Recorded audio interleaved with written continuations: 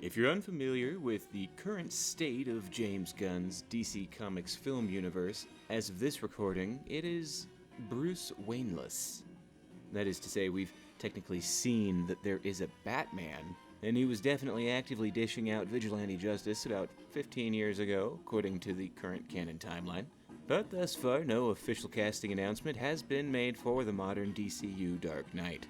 Speculation persists, and I do believe we'll inevitably get our Bruce Wayne casting, but if they're going for a fresh, lighter take, I have a theory about why we might not be as close to that particular casting announcement as we are to our Batman casting announcement. This will be understandably confusing without any further elaboration, so let me explain.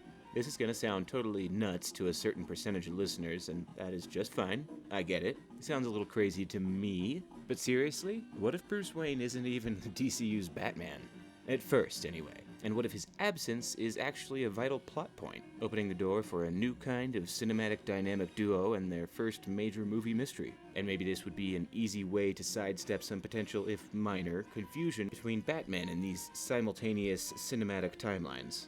Them being entirely separate characters, apart from their shared vigilante moniker, would be one way to keep unnecessary character portrayal comparisons to a relative minimum.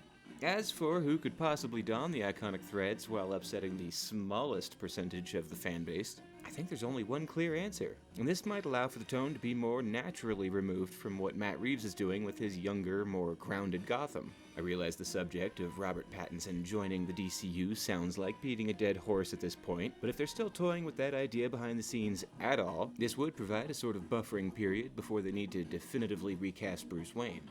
It's worth noting that in previous official announcements, Damian is described specifically as Batman's 10-year-old son, heavily implying that the cowl would indeed be covering Bruce's old billionaire mug.